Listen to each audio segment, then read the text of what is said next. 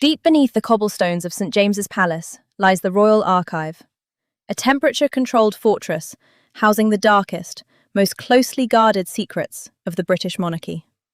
A place of utter silence that was shattered at 4:30 p.m. last Tuesday by the heavy boots of MI5 counter-espionage agents.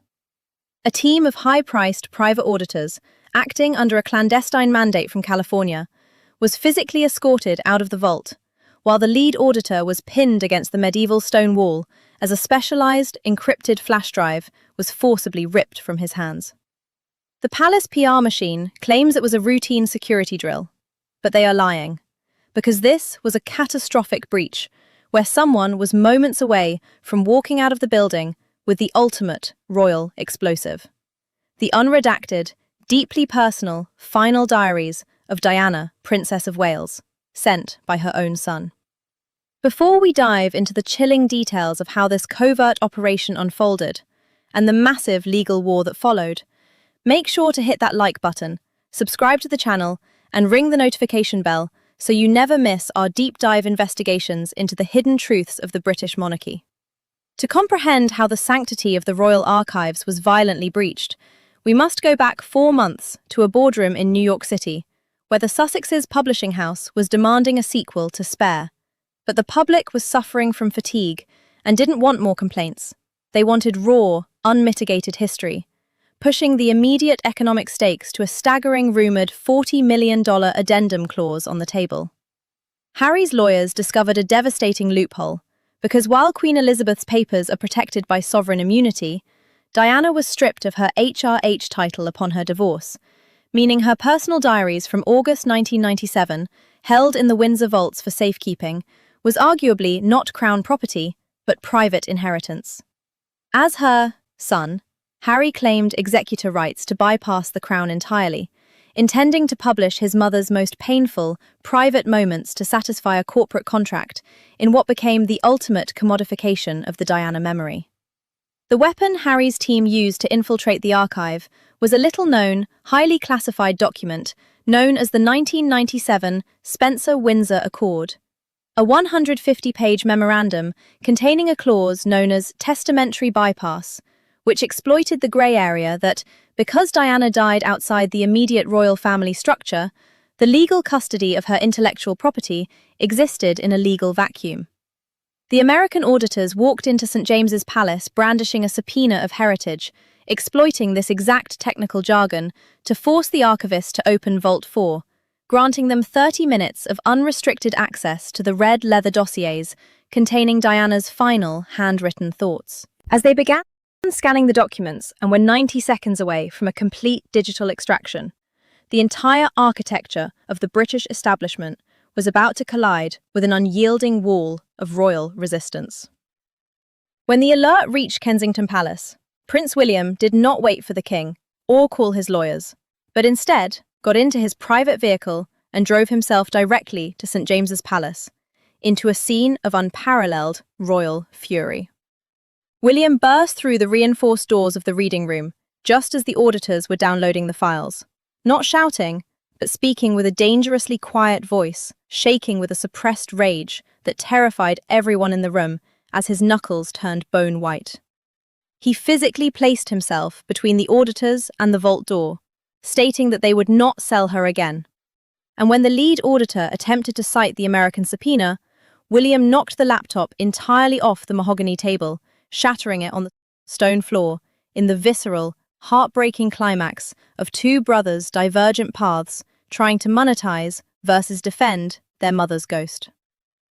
The physical confrontation was over, but the legal war required an atomic option, leading King Charles, within an hour, to convene an emergency Privy Council to enact the Crown prerogative of archival sealing, a medieval statute dating back to King George III.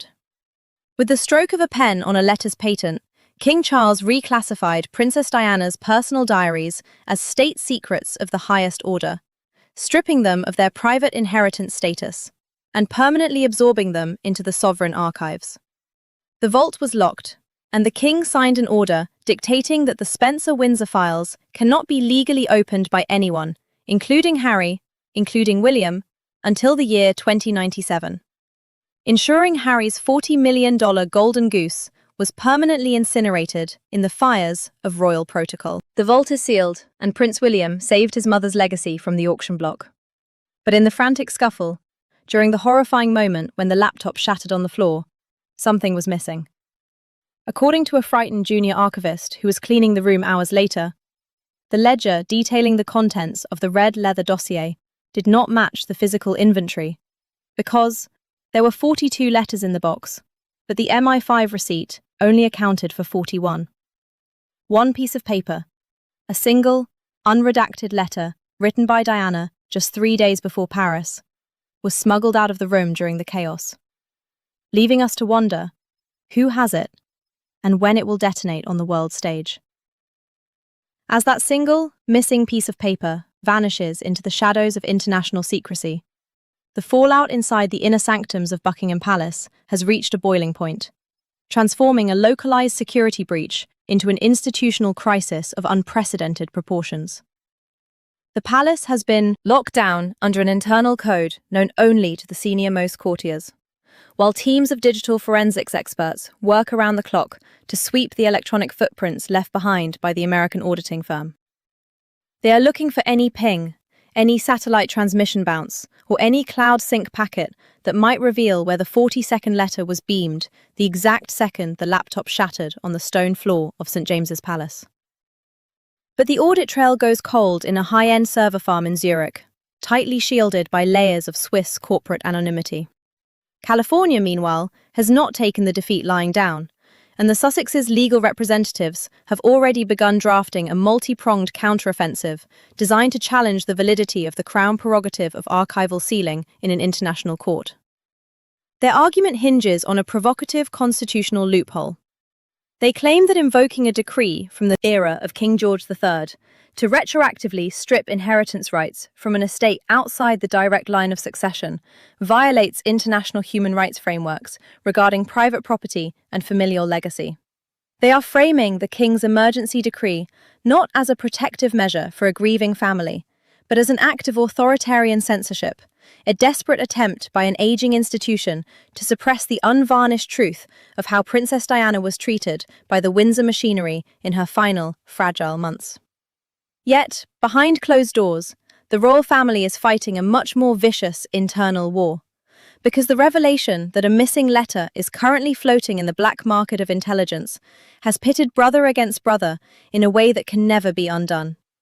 Prince William is reportedly refusing all direct communication with his father's inner circle, furious that the archive's security infrastructure had vulnerabilities that allowed foreign corporate proxies to waltz into Vault 4 in the first place.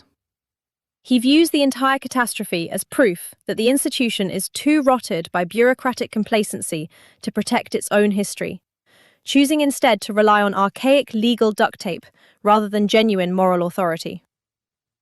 Rumours from Kensington Palace suggest William has threatened to conduct his own independent inquiry into who inside the royal household leaked the existence of the archive's red leather dossiers to Harry's camp in the first place, suspecting a high-level mole within the Lord Chamberlain's office.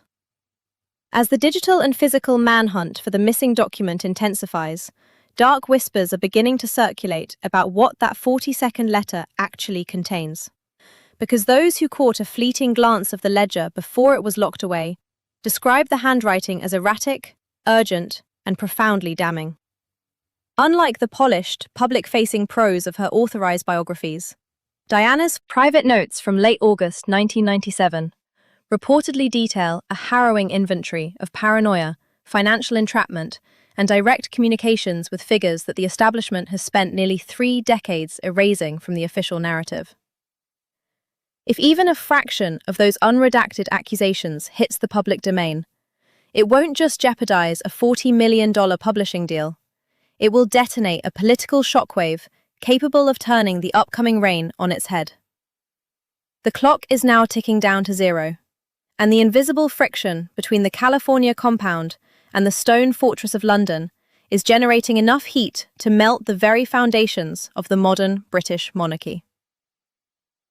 Intelligence assets on both sides of the Atlantic are moving chess pieces in the dark, knowing full well that whoever controls the narrative of that missing 40-second letter controls the ultimate legacy of the 20th century's most iconic figure. The palace has quietly activated its nuclear option, a network of super injunctions and preemptive legal threats dispatched to major media conglomerates across the globe, warning that the publication, possession, or even citation of the stolen Diana dossier will be treated as an act of corporate espionage and treasonous theft against the crown.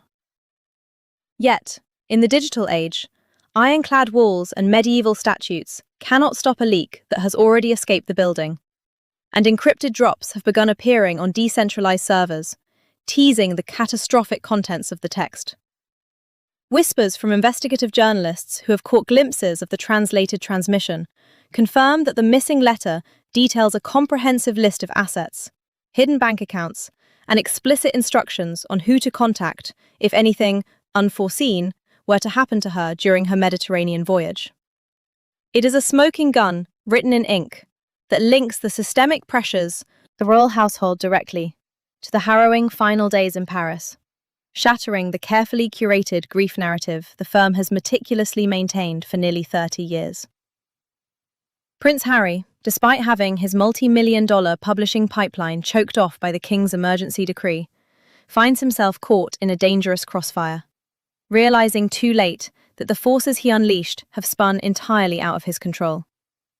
The American auditors he hired are no longer answering his calls, replaced instead by shadowy financial backers and digital syndicates who view the Diana archive not as a sentimental family heirloom, but as a priceless geopolitical weapon to be sold to the highest bidder. He wanted a sequel to his memoir. Instead, he has inadvertently triggered an intelligence war that threatens to consume what little is left of his royal identity, pitting his ambitions against a cornered monarchy that is willing to destroy everything to keep its skeletons buried. As we push closer to the final truth, the question is no longer whether the document will leak, but when and how violently it will reshape the world stage, exposing the brutal mechanics of power that dictate who gets remembered and who gets erased. The vault doors of St. James's Palace may be locked until 2097, and King Charles may believe he has sealed the Pandora's box of royal history forever. But history has a habit of bleeding through the cracks when power is pushed to its absolute limits.